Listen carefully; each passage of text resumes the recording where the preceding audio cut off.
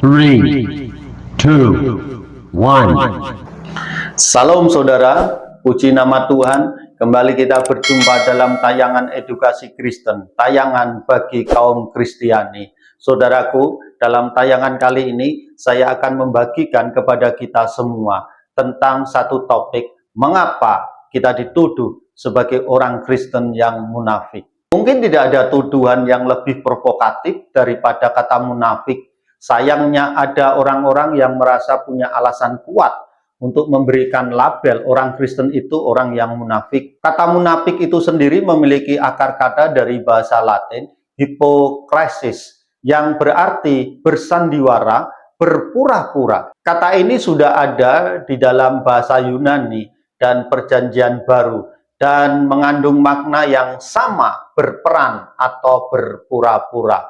Tuhan Yesus juga mengartikan istilah ini, misalnya ketika Tuhan Yesus mengajarkan kepada kita sekalian sebagai warga kerajaan surga tentang suatu ajaran pentingnya berdoa, berpuasa, dan memberi dengan sukarela. Tuhan Yesus melarang para pengikutnya untuk mengikuti teladan orang-orang munafik, khususnya kaum Farisi dan ahli Taurat, di mana tertulis dalam Matius pasal 6 ayat 2, ayat 5, dan ayat 16. Dengan berdoa panjang di hadapan umum, melakukan segala macam cara untuk memastikan bahwa orang-orang lain tahu dan memperhatikan puasa mereka, dan memamerkan hadiah atau pemberian mereka untuk bait Allah dan orang-orang miskin.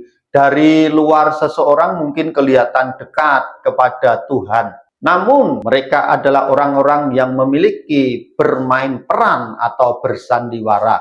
Ketika orang-orang Farisi berhasil dengan baik dalam pencitraan mereka di mata umum mengenai nilai-nilai religius, mereka gagal total dalam memurnikan hati mereka, di mana nilai-nilai Kristiani berdiam. Matius pasal 23 ayat 13 sampai ke 33. Tuhan Yesus tidak pernah menyebut para muridnya dengan orang-orang yang munafik.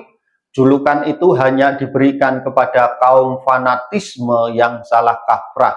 Tuhan Yesus menyebut kepunyaannya para pengikutnya, bayi-bayi, domba-domba, dan gerejanya. Selain itu, dalam Perjanjian Baru juga ada peringatan mengenai kemunafikan.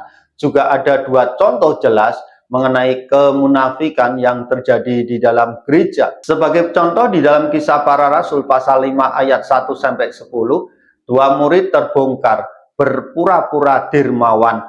Konsekuensinya menyedihkan dan yang mengejutkan, Petrus sendiri dituduh mengepalai sekelompok orang-orang munafik terkait cara memperlakukan jemaat bukan Yahudi. Galatia pasal 2 ayat 13. Dari pengajaran Perjanjian Baru, kita dapat menarik dua kesimpulan. Yang pertama, ada orang-orang munafik di antara orang-orang Kristen.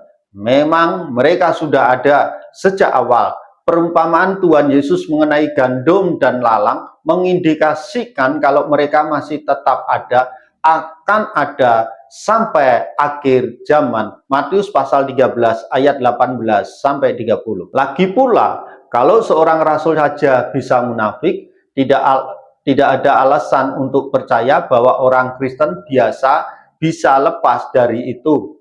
Kita harus selalu berjaga-jaga agar tidak jatuh dalam pencobaan yang sama. Tentu saja tidak semua orang yang mengaku Kristen itu betul-betul Kristen. Mungkin semua atau kebanyakan dari orang-orang munafik di antara orang-orang Kristen itu orang-orang yang berpura-pura atau bermain peran atau sebagai penipu. Sampai sekarang, pemimpin-pemimpin gereja yang terkemuka, banyak sekali di antara mereka juga jatuh dalam dosa yang menyedihkan, skandal keuangan, dan perilaku amoral lainnya. Kelihatan menjadi sebuah wabah dalam komunitas Kristen. Namun demikian, daripada menggunakan perbuatan dari segelintir orang untuk merendahkan seluruh komunitas Kristen, patut ditanya, apakah mereka yang mengaku Kristen namun terbukti sebagai orang munafik itu betul-betul Kristen? Berbagai bagian Alkitab mengkonfirmasi bahwa mereka yang betul-betul menjadi milik Kristus akan menunjukkan buah roh. Galatia pasal 5 ayat 22 sampai 23. Perumpamaan Tuhan Yesus mengenai benih dan tanah dalam Matius pasal 13 memperjelas bahwa tidak semua pengakuan iman itu sesuatu yang sejati. Sayangnya, banyak yang mengaku menjadi milik Kristus akan terkejut ketika suatu hari mendengar Yesus berkata kepada mereka, "Aku tidak pernah mengenal engkau. Nyalah daripadaku kamu sekalian pembuat kejahatan." Matius pasal 7 ayat 23.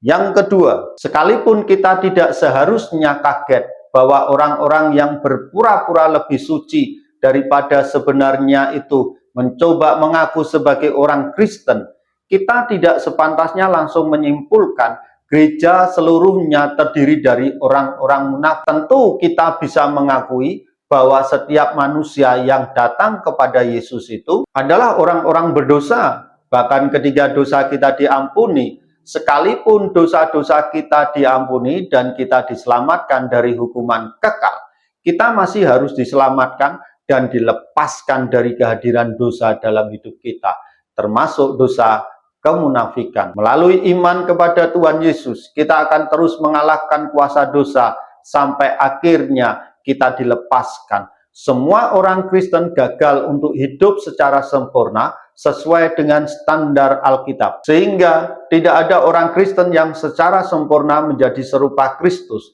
Namun ada banyak orang-orang Kristen yang sungguh-sungguh berusaha menghidupi kehidupan Kristen.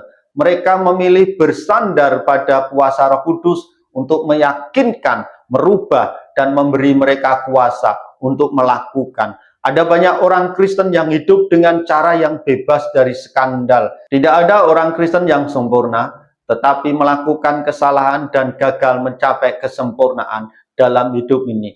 Tidaklah sama dengan bersikap munafik. Saudaraku, dalam tayangan kali ini saya mengingatkan, ada satu perkataan Tuhan Yesus yang indah yang disampaikan kepada kita semua. Tuhan Yesus berkata, "Hendaklah engkau sempurna seperti Bapa di surga yang sempurna." Perintah dan perkataan Tuhan Yesus ini adalah bukan perintah yang mustahil. Apa yang Tuhan Yesus perintahkan kepada orang-orang Kristen ada sebuah perintah yang real dan perintah yang bisa dilakukan oleh siapapun. Musuh kita yang terbesar bukanlah orang yang ada di depan kita, atau di belakang kita, atau di samping kanan kiri kita. Musuh yang terbesar adalah sesuatu yang tidak terlihat, yang ada di dalam diri kita. Musuh itu adalah yang setiap siang dan malam mendakwa kita. Dialah yang akan terus-menerus melakukan pendakwaan kepada kita hingga kita pun tunduk pada dosa. Ingat saudara, sepanjang hidup kita bersandar pada kebenaran firman Tuhan dan hidup dalam perlindungan dan kendali kuasa Roh Kudus, maka kita akan bisa mengalahkan para pendakwa yang mendakwa kita siang dan malam. Hanya satu hal, di saat kita mengendaki dan memiliki satu kerinduan, hidup sempurna sebagaimana Bapa di surga sempurna, maka kita harus hidup di bawah kendali kuasa Roh Kudus dan bersandar pada kebenaran firman Tuhan. Ingatlah selalu, berjaga-jaga dan waspadalah, karena musuh kita siang dan malam tak henti-hentinya dan tak mengenal lelah untuk melakukan sebuah dakwaan kepada hidup kita dan mengingatkan segala suatu hal yang buruk yang pernah terjadi dalam diri kita, sehingga kita pun berpaling pada kebenaran Kristus dan kita meninggalkan Kristus yang telah menebus hidup kita dari dosa masa lalu. Untuk itu saudara, kalahkan kuasa-kuasa yang ada di dalam diri kita dengan hidup di bawah pimpinan Roh Kudus dan hidup di dalam standar kebenaran firman Tuhan. Puji nama Tuhan. Tuhan Yesus memberkati.